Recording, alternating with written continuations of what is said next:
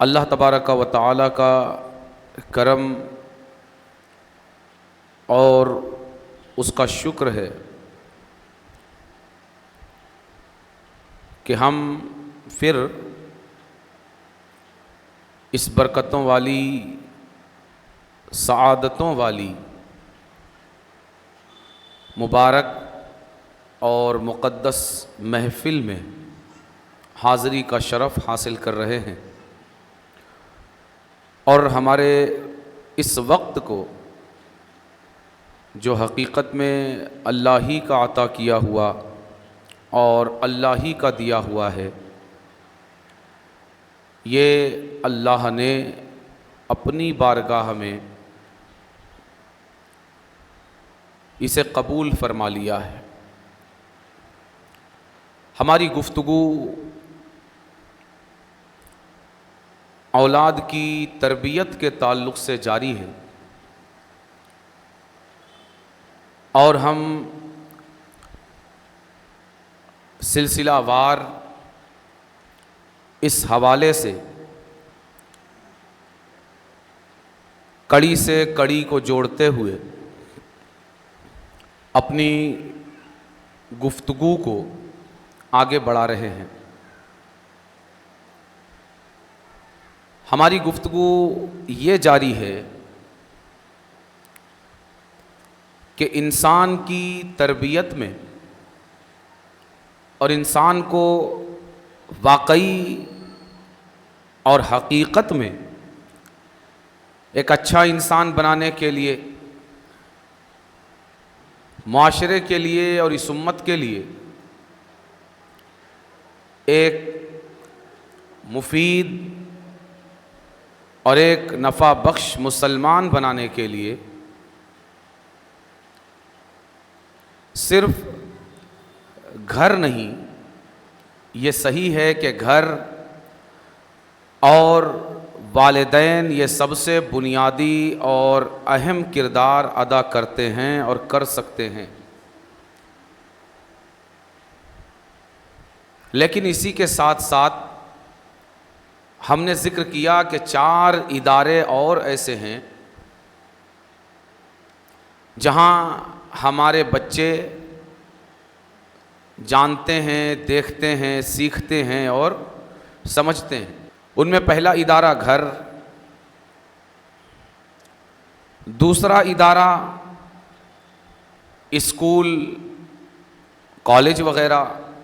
تیسرا ادارہ مکتب اور مدرسہ وغیرہ، چوتھا ادارہ معاشرہ، پاس پڑوس اور محلہ، اور 5واں ادارہ کام کرنے کی جگہ، ملازمت کے مقامات، نوکری کے مقامات، یعنی جہاں یہ اپنے پیشے کو انجام دے رہا ہے وہ جگہ۔ ان 5 اداروں سے گزر کر انسان اچھا یا برا انسان بنتا ہے، اور یہ 5 ادارے بہت ہی اہم اور مؤثر کردار ادا کرتے ہیں انسان کو اچھا یا برا انسان بنانے میں۔ یہ صحیح ہے کہ گھر ان 5 اداروں میں ماسٹر پیس کی حیثیت رکھتا ہے، کہ سب سے زیادہ جو اہم کردار ہوتا ہے وہ گھر کا اور گھر میں موجود ماں باپ کا، اس لیے کہ بچہ اصل میں چیز ان کی ہے، اور جس کی چیز ہوتی ہے، جو جس کا ہوتا ہے، وہ جتنی توجہ اور جتنا دھیان اور جتنی اہمیت اس چیز کو دے سکتا ہے، کوئی دوسرا اس چیز کو اتنی اہمیت اور وہ مقام اور اتنی توجہ نہیں دے سکتا۔ خاص کر موجودہ وقت میں تو پہلے اساتذہ بھی، اسکول کے بھی، مکتب مدرسے کے بھی خلوص اور للہیت کے ساتھ جب وہ ان اداروں میں بچوں کی تعلیم کا کام کرتے تھے تو بچوں سے ان کا ایک دلی اور نجی لگاؤ اور تعلق ہوتا تھا کہ یہ تعلق انہیں پرسنلی اور نجی طور پر ان بچوں سے ایسا جوڑ دیتا تھا کہ وہ یہ محسوس کرتے تھے کہ اگر ہم نے ان کی تعلیم اور تربیت میں اگر کمی کی تو ہم ان کے ماں باپ کے سامنے تو بعد میں جواب دہ ہوں گے، ان کے ماں باپ سے پہلے ہم اللہ کے یہاں جواب دہ ہوں گے، اس لیے کہ یہ ہمارے پاس اللہ کی امانت کے طور پر اپنا وقت گزارتے ہیں، اور جب اللہ کی امانت کے طور پر ہمارے پاس وقت گزارتے ہیں، ان کا وقت ہمارے پاس اللہ کی امانت ہے کہ جس کا صحیح استعمال ہمارے لیے ضروری ہے، تو وہ اساتذہ پھر اللہ کے سامنے جواب دہی کے احساس کی بنیاد پر بچوں سے ایک ایسا نجی تعلق قائم کرتے تھے کہ گویا وہ صرف اپنے گھر والوں کے بچے نہیں بلکہ ان کے بھی اپنے ہی اور اپنے ہی گھر کے بچے ہیں، اس لیے کہ اب اس زمانے میں ان بچوں کی تعلیم کے ساتھ ٹیچروں اور استادوں کی صرف تنخواہیں اور پیٹ نہیں جڑے ہوئے تھے، بلکہ وہ یہ سمجھتے تھے کہ ہماری دنیا کے ساتھ ساتھ ہمارا دین بھی جڑا ہوا ہے اور ہماری آخرت بھی جڑی ہوئی ہے، کہ اگر ہم نے ان کی تعلیم اور تربیت میں کوتاہی اور کمی کی، ان کے وقت کا بہتر سے بہتر اور اچھے سے اچھا استعمال اگر ہم نے نہیں کیا، تو سب سے پہلے ہمیں اللہ تبارک و تعالیٰ کے سامنے اس بارے میں جواب دہ ہونا پڑے گا،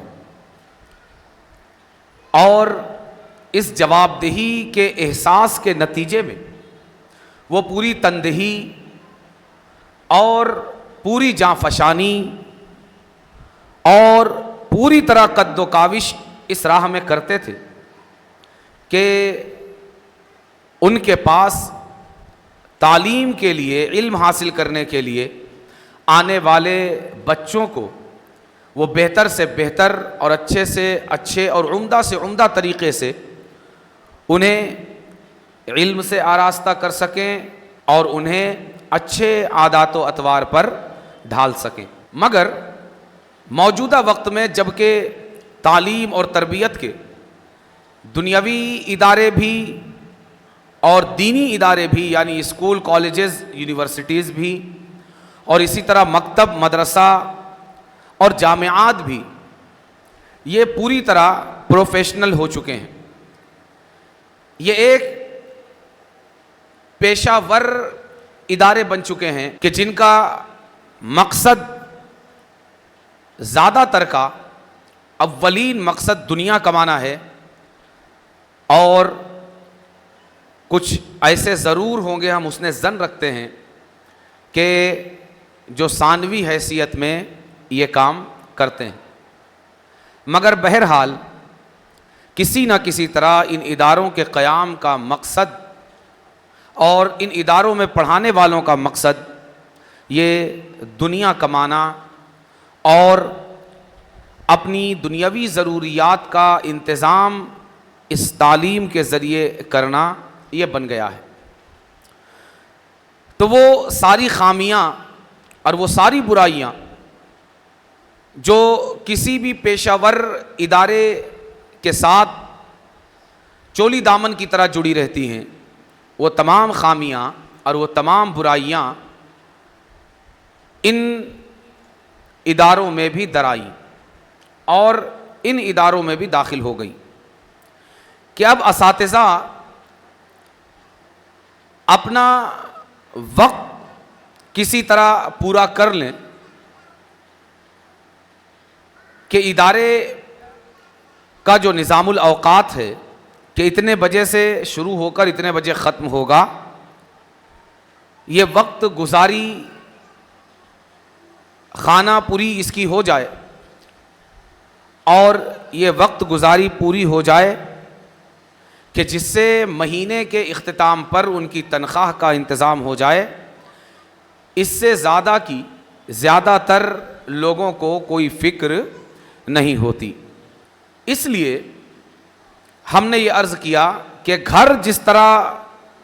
حساس طریقے سے ذمہ داری اولاد کی تربیت میں ادا کر سکتا ہے، کوئی اور ادا نہیں کر سکتا۔ اور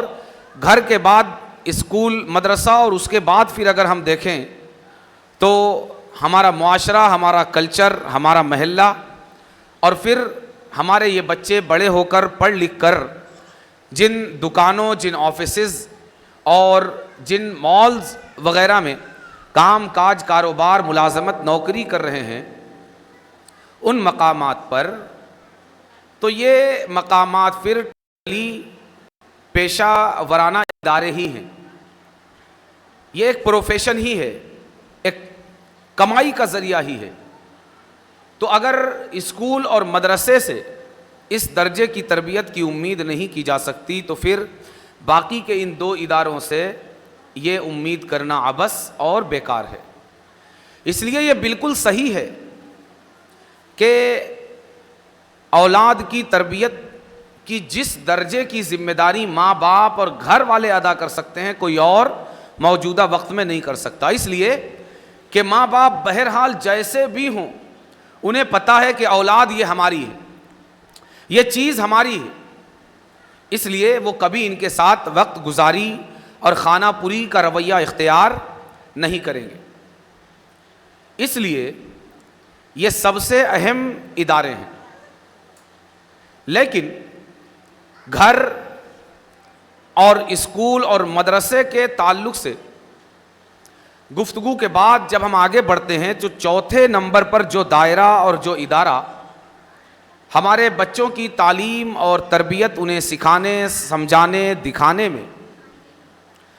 اہم رول ادا کرتا ہے، وہ چوتھے نمبر کا ادارہ ہے ہمارا محلہ پڑوس اور ہمارا وہ ماحول جس ماحول میں ہم رہ رہے ہیں، ہمارا معاشرہ اور ہمارا کلچر، کہ یہ بھی بن بلائے مہمان کی طرح یا بن تنخواہ کے استاد کی طرح ہمارے بچوں کی زندگی میں ان کی اچھی یا بری تعلیم اور تربیت کا کارنامہ انجام دیتا ہے۔ اسکول اور مدرسے میں تو ہم ٹیچر کو اپنے بچوں کی تعلیم و تربیت کے لیے تنخواہ دیتے ہیں، مگر یہ ہمارے پاس پڑوس اور محلے کا جو ادارہ ہے، ہمارے ماحول کا جو ادارہ ہے، یہ فری میں بغیر کسی معاوضے، بغیر کسی تنخواہ کے یہ ذمہ داری ادا کرتا ہے۔ اور میں آپ سے عرض کروں کہ ہماری اولاد کے دوسروں کا اثر قبول کرنے کے اعتبار سے یہ سب سے زیادہ سنگین اور سب سے زیادہ خطرناک ادارہ ہے۔ گھر کا تو ایسا ہے نا کہ گھر والے اور ماں باپ سب سے زیادہ اثر انداز ہو سکتے ہیں، لیکن بچہ کتنا اثر قبول کرے گا اس کا، یہ اس کی گارنٹی نہیں ہے۔ لیکن ان پانچوں اداروں میں بچے کی طرف سے اس بات کی سب سے زیادہ گارنٹی کہ بچہ کس کا اثر سب سے زیادہ قبول کرے گا، بچہ کس سے سب سے زیادہ متاثر ہوگا، بچہ کس کے رنگ میں سب سے زیادہ رنگے گا، اگر ہم غور کریں تو معلوم ہوگا کہ بچے کی طرف سے اثر قبول کرنے کی سب سے زیادہ صلاحیت جس ادارے کے حوالے سے پائی جاتی ہے، وہ ادارہ، وہ ماحول ہے، وہ محلہ پڑوس ہے جس ماحول میں یہ جی رہا ہے اور جہاں اس کے دوست اور اس کے اہل تعلق زندگی گزار رہے ہیں، اس کے ساتھی۔ وجہ اس کی یہ ہے کہ بچہ جب گھر میں ہوتا ہے تو گھر میں اور اسی طرح اسکول اور مدرسے میں اس کی زندگی کا ایک لمبا عرصہ اور بڑا دورانیہ یہ کم عمری میں گزر جاتا ہے، بچپن میں، جہاں اس کی طرف سے دانستہ طور پر ہوش و حواس میں پورے احساس اور شعور کے ساتھ کسی چیز کو قبول کرنے کی صلاحیت اس کے اندر کم ہوتی ہے۔ عادتاً تو چیزوں کو اختیار کر لیتا ہے، دیکھ کر نقل کرنے کی اللہ نے اس کے اندر جو صلاحیت رکھی ہے اس بنیاد پر نقل کے زیر اثر یہ چیزوں کو قبول کر لیتا ہے، لیکن شعوری طور پر اور پوری سمجھ اور پورے احساس کے ساتھ چیزوں کو قبول کرنے کی صلاحیت اس زمانے میں اس کے اندر نہیں ہوتی۔ اسی لیے یہ 4 نمبر کا جو ادارہ ہے، یعنی فرینڈ سرکل، دوست بھائی اور سہیلیاں، محلہ پڑوس،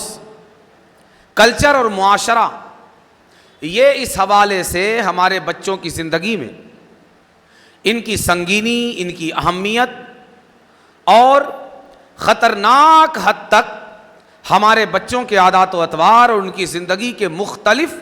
پہلوؤں پر اثر انداز ہونے کے حوالے سے بہت زیادہ بڑھ جاتا ہے۔ اس لیے کہ ہمارے بچے محلے پڑوس میں جو فرینڈ سرکل بناتے ہیں، جو دوستانہ کرتے ہیں، جو آس پاس پڑوس کے بچوں کے ساتھ ان کے تعلقات پیدا ہوتے ہیں، پروان چڑھتے ہیں اور بڑھتے ہیں، یہ وقت جو ہے یہ بچوں کی بڑھتی ہوئی عمر کا وقت ہے۔ یہ مرحلہ بچوں کے اندر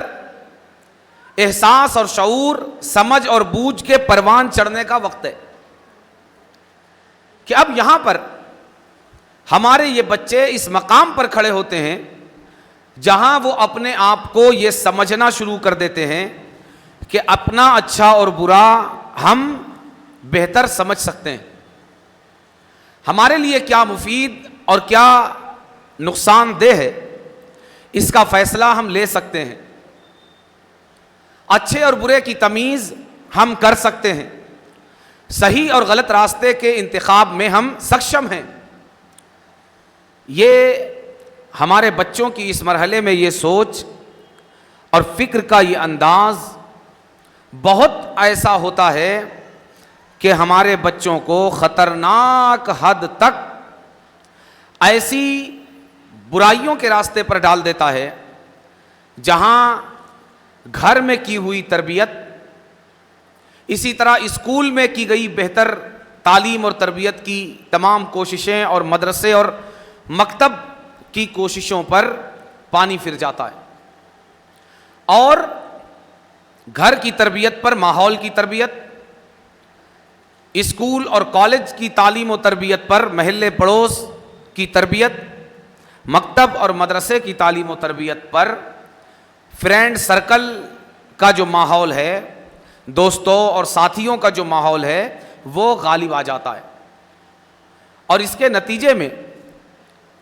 پیشگی کی گئی تمام کوششوں پر اس طرح پانی پھرتا ہے کہ بچہ ان تمام کوششوں کو یکسر نکار کر، پسے پشت ڈال کر اس راستے پر چل پڑتا ہے جس راستے پر اس کے محلہ پڑوس کے ساتھی اور اس کے ہمجولی چل رہے ہوتے ہیں۔ اس کی ایک بڑی وجہ یہ بھی ہوتی ہے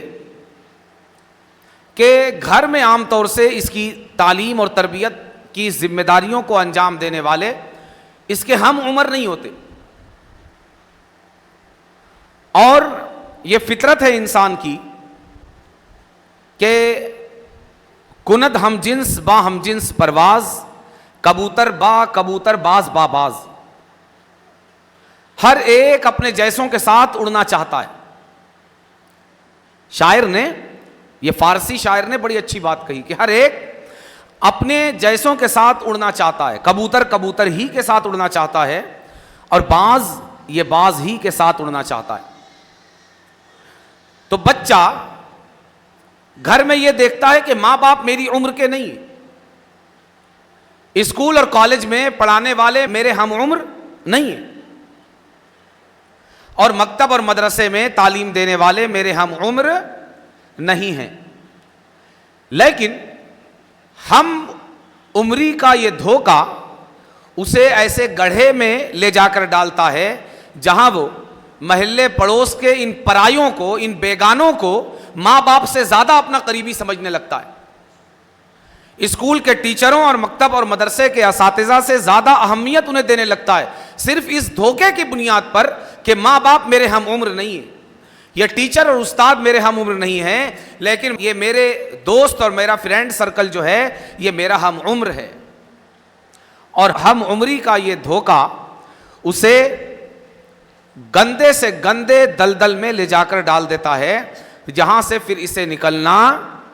دشوار سے دشوار تر ہو جاتا ہے. کہ ہم عمر ہونے کی وجہ سے بچے کے لیے ان کی عادتوں کو قبول کرنا, ان کی باتوں کو قبول کرنا اور ان کی باتوں کو سمجھنا یہ زیادہ آسان ہو جاتا ہے. اور اس لیے بھی کہ اس کے جتنے دوست اور جتنے ساتھی ہیں وہ سب اسی طرح کے. کوئی دوست اسے کسی برے کام پر روکنے ٹوکنے والا نہیں ہے, یہ جو کرے اس میں ہر دوست اس کا ساتھ دینے والا ہے. برائی کرے تو, بھلائی کرے تو,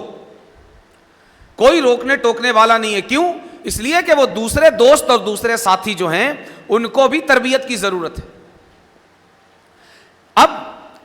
محلہ پڑوس اور دوستوں اور ساتھیوں میں اسے کھلی آزادی, جہاں کوئی دوست اسے اس کی برائی پر روکنے والا نہیں ہے, اچھائی کی طرف اسے بلانے والا نہیں ہے. اس کے برخلاف گھر کا جو ادارہ ہے, یہاں ماں باپ اسے اگر یہ برائی کے راستے پر چل رہا ہے تو ٹوک کر اچھائی کے راستے پر لانے والے,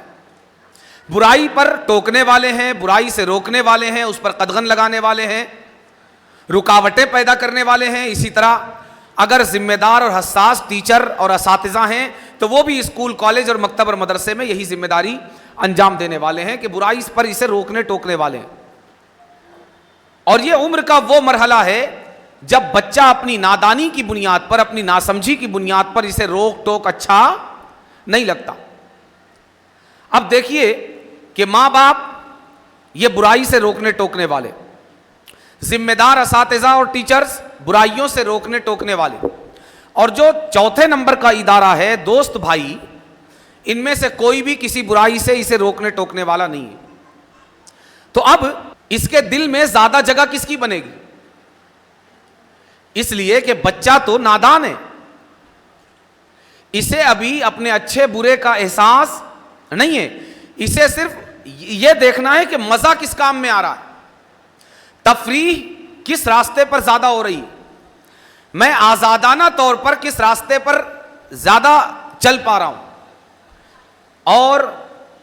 ان فلٹرز کی بنیاد پر وہ دھوکے میں پڑ کے ماں باپ سے زیادہ سچا ساتھی اپنے دوستوں اور اپنی سہیلیوں کو سمجھنے لگتے ہیں. ماں باپ کے بعد اپنے اساتذہ اور اپنے ٹیچروں سے زیادہ مخلص اور سچا دوست اپنے ان ساتھیوں اور اپنے اس فرینڈ سرکل کو سمجھنے لگتے ہیں. نتیجہ کیا ہوتا ہے؟ نتیجہ یہ ہوتا ہے کہ اب ماں باپ کی روک ٹوک بری لگنے لگتی ہے, اساتذہ کا روکنا ٹوکنا, تعلیم کی طرف راغب کرنے کی کوشش کرنا, کتابوں سے جوڑنے کی کوشش کرنا اور علم حاصل کرنے کی طرف انہیں توجہ دلانا, یہ انہیں برا لگنے لگتا ہے کہ دوست کتنے اچھے ہیں, رات میں 3 بجے تک بھی میں اگر ان کے ساتھ بیٹھا ہوں تو کبھی نہیں بولتے کہ بھائی 3 بج گیا ہے گھر جاؤ. لیکن ماں باپ کتنے برے ہیں کہ رات میں 8 بجا 9 بجا کہ مجھے تلاش کرنے لگتے ہیں کہ 8-9 بج گیا ابھی تک گھر میں آیا نہیں, کھانے کے لیے آواز دینے لگتے ہیں, کسی برائی پر سمجھانے لگتے ہیں, کسی راستے سے روکنے لگتے ہیں, اس کے ساتھ نہیں رہنا, اس کے ساتھ نہیں اٹھنا بیٹھنا, یہاں نہیں آنا جانا, وہاں نہیں آنا جانا. بچہ اپنی نادانی اور بے وقوفی میں اس روک ٹوک کو اپنے لیے برا سمجھ کر نہ روکنے نہ ٹوکنے والے ان دوستوں کو اپنا سب سے اچھا, سب سے مخلص ساتھی سمجھ بیٹھتا ہے. اور اس نادان کو یہ نہیں پتا کہ ماں باپ اسے روک ٹوک کر کے, برے ساتھیوں سے روک کر बुरी सहेलियों से रोककर वही अमल कर रहे हैं जो एक माली अपने बाग में लगाए हुए पौधों को परवान चढ़ाने के लिए उनके साथ करता है। अगर एक माली अपने बाग में लगाए हुए पौधों को उनकी काट छांट ना करे, बढ़ती हुई चढ़ती हुई बेलों को अगर सही रुख पर ना डाले, सही रास्ते पर ना डाले, कमचियां लगाकर अगर उनका रुख मुतय्यन ना करे, तो फिर आप अंदाजा लगा सकते हैं यह बाग बाग नहीं रहेगा बल्कि जंगल झाड़ी में तब्दील हो जाएगा, और ये बेल बेल नहीं रहेगी बल्कि बैल बन जाएगी। लेकिन बच्चे के अंदर इस उम्र में इस फर्क को समझने की हसासियत और शऊर नहीं होता। नतीजा यह होता है कि वो माँ बाप को अपना दुश्मन समझ लेता है। यही वजह है कि इस उम्र में आम तौर से सबसे ज्यादा बुरा अगर उसे कोई लगता है तो वो उसका बाप और उसकी माँ होते हैं, कि जब वो ये चाहता है कि ज्यादा से ज्यादा वक्त फ्रेंड सर्कल में गुजरे, हत्ता कि स्कूल भी ना जाए तो चलेगा, मदरसा भी ना जाए तो चलेगा, खाना भी ना खाए तो चलेगा, कपड़े भी तब्दील ना करे तो चलेगा, मगर दोस्त नहीं छूटने चाहिए। क्यों? इसलिए कि दोस्तों के दरमियान रहकर इसे ज्यादा कंफर्ट फील होता है, ज्यादा आजादी महसूस करता है। क्यों? इसलिए कि ना अच्छाई की कोई कीमत है, ना बुराई से कोई रोकने और टोकने वाला है। और इस रोक टोक के कांटे से बचने के लिए फ्रेंड सर्कल से ज्यादा सगा इसका कोई और नहीं रहता। तो अब आप अंदाजा लगाइए कि यह कितना हसास मरहला है हमारे बच्चों की जिंदगी में। हमें किस कदर ध्यान देकर, तवज्जो देकर अपने बच्चों पर मुअस्सिर होने और उन पर असरअंदाज होने और उन्हें यह बावर कराने की कोशिश करने की हमें जरूरत पड़ेगी कि सबसे ज्यादा सगे हम हैं। हमें कितनी जांफशानी करनी पड़ेगी कि हम अपने बच्चों को यह समझाएं कि तुम्हारे लिए सबसे ज्यादा मुखलिस हम हैं, तुम्हारे लिए सबसे ज्यादा दर्दमंद दिल रखने वाले हम हैं, तुम्हारा अच्छा सोचने वाले, सबसे ज्यादा अच्छा सोचने वाले हम हैं। आप अंदाजा लगा सकते हैं कि यह हमें किस कदर मेहनत और मशक्कत इस रास्ते में बर्दाश्त करनी पड़ेगी। अब आजकल हमारा जो हाल है कि हमने जिस इदारे की सबसे बड़ी जिम्मेदारी है, यानी घर से बच्चे को इस तरह लाउबाली तौर पर छोड़ दिया गया है कि बाहर से जो चाहे सीख ले, घर से कुछ अच्छाई सिखाने का एहतिमाम हमारे पास मौजूद नहीं। ऐसे लाउबाली माहौल में आप मुझे बताइए कि क्या हम अपने बच्चों को अच्छे रास्ते पर डाल सकते हैं, उनकी अच्छी तरबियत और अच्छी तालीम का इंतज़ाम कर सकते हैं? नहीं हो सकता। कोशिश करने वाले माँ बाप भी अगर हैं तो उन्हें बड़ी कुर्बानियां इस रास्ते में देनी पड़ेगी, तब जाकर वो बाहर के माहौल में मौजूद बुराइयों के जरासीम से अपने बच्चों की अखलाकी और रूहानी और ईमानी सेहत को बचा पाएंगे। चे जाए कि घर में एंटीबायोटिक का इंतजाम ही नहीं है और पूरी तरह बाहर के जरासीम के हवाले अगर हम अपने बच्चों की तालीम और तरबियत को कर देंगे, तो फिर हमारे बच्चों की तरबियती सेहत, इनकी रूहानी सेहत, इनकी ईमानी और अखलाकी और किरदार की सेहत का जो सत्यानाश होगा, उसका अंदाज़ा हम बखूबी लगा सकते हैं। जब इलाज किया जाता है, जब दवाएं दी जाती है, तो जाहिर है वो दवाएं बच्चे को कड़वी लगती हैं। सुई इंजेक्शन लगाया जाता है, उस इंजेक्शन से बच्चे की आह निकल जाती है, सिसकी निकल जाती है। लेकिन क्या इसकी बुनियाद पर सुई देने वाला डॉक्टर इस बच्चे का दुश्मन है? क्या वो कड़वी और तल्ख दवाएं देने वाला डॉक्टर इस मरीज का दुश्मन है? नहीं। लेकिन बच्चा ये समझने की उम्र में नहीं है। बच्चा किस उम्र में है? बच्चा इस उम्र में है कि जैसे शुगर के पेशेंट को सबसे ज्यादा मीठी चीजें अच्छी लगती, वो ये समझता है ہمارے معاشرے میں جو بڑی عمر کے شوگر پیشنٹ ہیں، اگر آپ ان کا حال دیکھیں، جو بڑی عمر کے ہو گئے، تو وہ یہ سمجھتے ہیں کہ ان کے میٹھا کھانے سے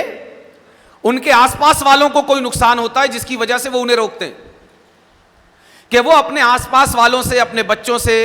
اور اپنے دوسرے رشتہ داروں سے جو انہیں میٹھا کھانے اور میٹھے کے پرہیز پر آمادہ کرتے ہیں، ان سے نظر چرا کے میٹھا کھانے کی کوشش کرتے ہیں اور کھا لیتے ہیں۔ گویا انہیں یہ لگتا ہے کہ میٹھا کھانے سے ہمارا کوئی نقصان نہیں ہے،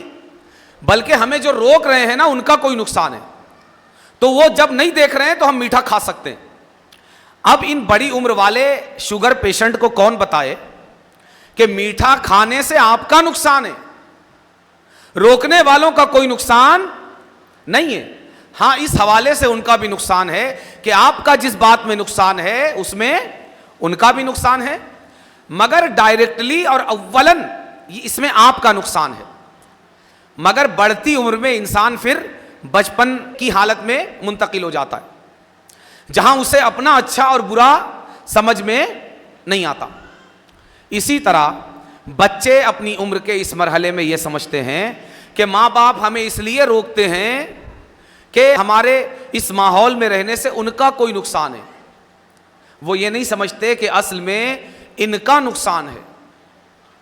ان کا پورا مستقبل اس ماحول سے چوپٹ ہونے والا ہے۔ یہ فرینڈ سرکل، خاص کر آج کل کے دوست اور آج کل کے ساتھی، جو اچھائیوں کے بالکل کم یا بالکل نہیں ساتھی ہیں اور ٹوٹلی ان کا ساتھ برائیوں کے راستے پر ہے۔ کوئی قریبی سے قریبی ساتھی ہو، اگر نماز کی دعوت دے تو دوست اس کا ساتھ پکڑ کر نماز کے لیے تو نہیں جائے گا، البتہ اس کو ہمیشہ کے لیے چھوڑ دے گا کہ بھائی یہ بڑا ملا بن گیا ہے۔ اچھائیوں کا کوئی ساتھی نہیں ہے، برائی کے سب ساتھی، حتیٰ کہ اگر کوئی ساتھی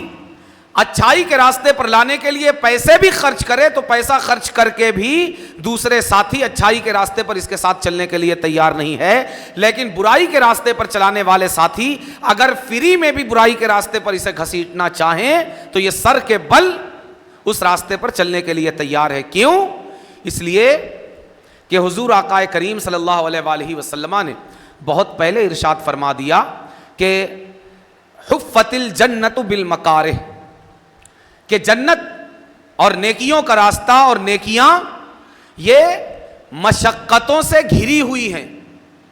جنت تکلیف دہ چیزوں سے گھری ہوئی ہے۔ گلاب جو ہے وہ کانٹوں سے گھرا ہوا ہے، اگر گلاب تک پہنچنا ہے تو کانٹوں سے ہو کر گزرنا پڑے گا۔ اسی طرح اگر جنت تک پہنچنا ہے تو اپنے نفس کو اور شیطان سے لڑ کر گزرنا پڑے گا۔ اسی طرح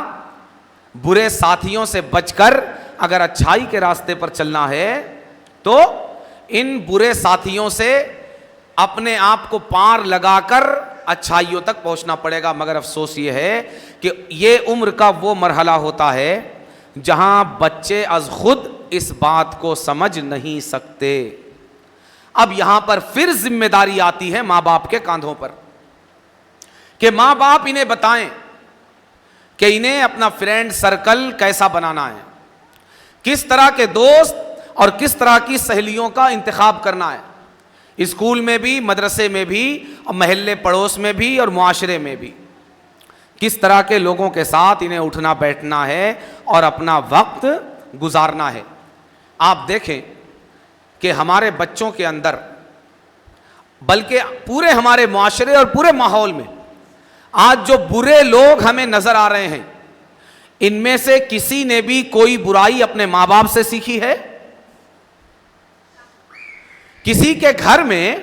بچوں کو جان بوجھ کر برائی کے راستے پر چلانے کی کوشش کی جاتی ہے؟ بلکہ ماں باپ اگر برے بھی ہوں تو بھی اپنے بچوں کے لیے ان کی چاہت اور خواہش یہ ہوتی ہے کہ وہ اپنے بچوں کو اپنے اندر موجود برائی سے بچائیں اور انہیں اس برائی سے بچا کر اچھائی کے راستے پر چلانے کی کوشش کریں۔ کوئی ماں باپ جان بوجھ کر اپنے بچوں کو برا بنانا نہیں چاہتا۔ کوئی ٹیچر، کوئی استاد دانستہ طور پر اپنے شاگردوں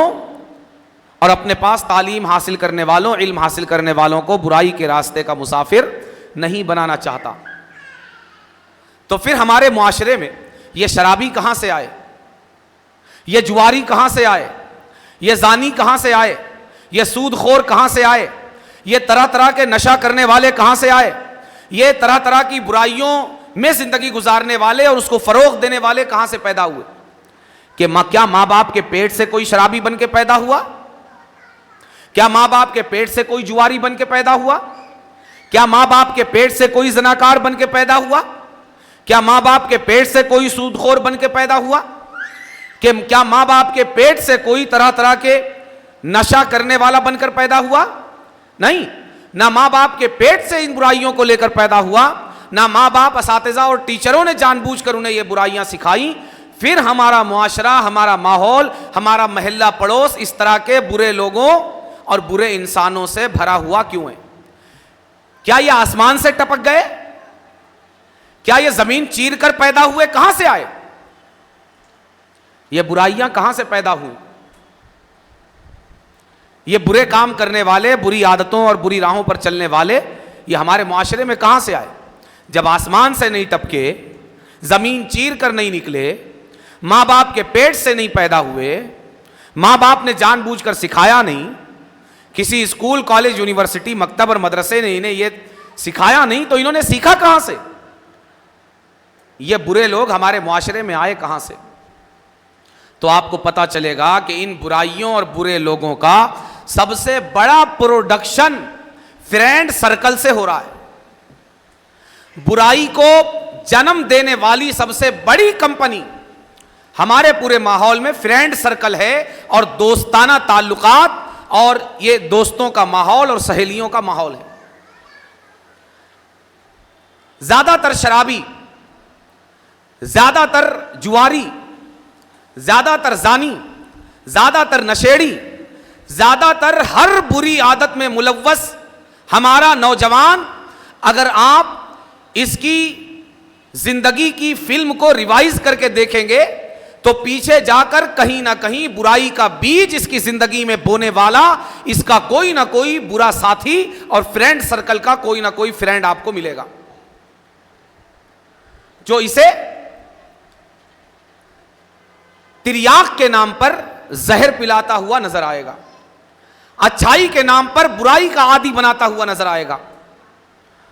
اور برائی میں تو ایسی طاقت، ایسی لذت ہے، ایسا مزہ ہے کہ صرف ساتھ ہی کافی ہے۔ اگر دوست نے برائی کی دعوت نہیں بھی دی تو بغیر دعوت دیے دوسرا دوست اس برائی کو اپنانے کے لیے ہماتن تیار رہتا ہے۔ برائی میں لذت ایسی، اسی لیے زیادہ تر لوگ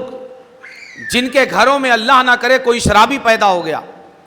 کوئی جواری پیدا ہو گیا، کوئی نشیڑی پیدا ہو گیا، کوئی زانی پیدا ہو گیا، کوئی اس طرح کی معاشرتی برائی میں ملوث ہو گیا، چوری کا عادی ہو گیا، ڈکیتی کا عادی ہو گیا، گالی گلوچ کا عادی ہو گیا، تو آپ دیکھیں گے کہ اس کے گھر والے سب سے پہلے ان کی یہ خواہش ہوتی ہے کہ برے ساتھیوں سے اس کا ساتھ چھوٹ جائے۔ کاش ہمارا پورا معاشرہ ہماری اس نسل کے برائی میں پڑنے سے پہلے اس نسل کو ان برے ساتھیوں سے بچانے کی کوشش کر لیتا۔ اب یہ نازک بیل اور یہ نازک شاخ اور نازک ٹہنی جب برائیوں کے دلدل میں تناور درخت بن کر کھڑی ہو چکی ہے، اب اسے اچھائی کے رخ پر ڈالنا ناممکن نہیں تو دشوار اور مشکل بہت زیادہ ہے۔ اگر اس وقت ہم توجہ کر لیتے، دھیان دے لیتے، جب یہ ایک نازک شاخ تھی، ایک کمزور ٹہنی تھی، ایک نرم اور نازک بیل تھی، تو اس وقت فطرت نے اور قدرت نے ہمارے لیے یہ بڑے مواقع رکھے تھے کہ ہم جس اچھائی کے رخ پر انہیں ڈالنا چاہیں ہم ڈال سکتے تھے۔ اسی لیے میں اس امت کے ہر فرد، ہر مرد اور ہر عورت سے دست بستہ یہ عرض کرنا چاہوں گا کہ اس وقت سے پہلے کہ جب ہم اپنی اس نسل کا پیر پوری طرح برائیوں کے دلدل میں پھنسا ہوا دیکھیں کہ وہ کسی برائی کی عادی ہو چکی، کسی غلط راستے پر چلنے نہیں بلکہ دوڑنے لگی ہے. اس سے پہلے ہم اپنی تربیت کے ذریعے ان کے پیروں میں اس طور پر اس بات کی بیڑی ڈالنے کی کوشش کریں کہ انہیں اچھے ساتھیوں اور برے ساتھیوں کے درمیان تمیز کا مادہ ان کے اندر پیدا کریں. انہیں اس بات پر آمادہ کریں کہ محلہ پڑوس اور ماحول میں کس طرح کے لوگوں کے ساتھ رہنا ہے, اٹھنا ہے اور بیٹھنا ہے. میرے ماں باپ قربان ہوں اس نبی امی صلی اللہ علیہ وآلہ وسلم پر جس نے اپنی امت پر ماں باپ سے زیادہ رحم دلی کا مظاہرہ فرمایا, اور ماں باپ اپنی اولاد کی تربیت کے لیے جتنے حساس نہیں ہیں اس سے زیادہ احساس جس سینے میں اپنی امت کے لیے کہ ایک ایک فرد, مرد اور عورت, بوڑھے اور جوان اور بچوں اور بچیوں کے لیے ہے, اس کا اندازہ ہم نہیں لگا سکتے. میرے سرکار صلی اللہ علیہ وآلہ وسلم نے 1500 سال پہلے ارشاد فرمایا, المرء علی دین خلیلہ فلینظر احدکم من یخالل. قربان جائیے سرکار کی ذات کریم پر. سرکار نے ارشاد فرمایا کہ ہر انسان یہ اپنے دوست کے دین پر ہوتا ہے. انسان اپنے دوست کے دین پر ہوتا ہے, یعنی جیسوں کے ساتھ رہتا ہے, اٹھتا ہے, بیٹھتا ہے, ان کی عادتیں اختیار کرتا ہے. حتیٰ کہ حد یہ ہے کہ ان کا دین اختیار کر لیتا ہے. آپ دیکھیے کہ بہت سارے ہمارے وہ سنی بھائی جو کل تک سنی تھے, اہل سنت والجماعت کے دامن سے وابستہ تھے, جب وہ بد مذہب دوستوں کے تعلق میں آئے, ان کے ٹچ میں آئے, تو حد یہ ہوئی کہ ان کا دین اور ان کا مذہب بھی انہوں نے اپنا لیا, اور آج وہ بد مذہبیت کے ساتھ جڑے ہوئے. ان کا دین بدل گیا, ان کا عقیدہ بدل گیا, ان کا مذہب بدل گیا, بد مذہبی کا شکار ہو گئے, سنیت کا دامن چھوڑ کر وہابیت کا راستہ اختیار کر لیا, یا کسی دوسرے اور باطل فرقے کے دامن سے وابستہ ہو گئے. ساتھ کی بنیاد پر غیبداں نبی حضور آقا کریم صلی اللہ علیہ وآلہ وسلم نے 15 صدیاں پہلے ارشاد فرمایا, المرء علی دین خلیل, کہ انسان یہ اپنے ساتھی اور اپنے دوست کے دین پر ہوتا ہے. یعنی سرکار یہ فرما رہے ہیں کہ دین بدل جاتا ہے ساتھ سے. اگر دین بدل جاتا ہے تو عادتیں تو اس سے چھوٹی چیز ہیں, اگر عادتیں بدل جائیں تو کیا بڑی بات ہے, چال ڈھال بدل جائے تو کیا بڑی بات ہے, اگر یہ نشیڑی بن جائے تو کیا بڑی بات ہے,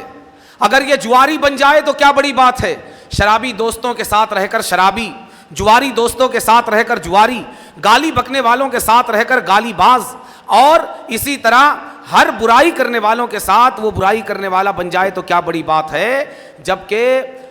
برے و بروں کے ساتھ رہنے سے اس کا مذہب, اس کا عقیدہ, اس کا دین دھرم تک بدل جاتا ہے.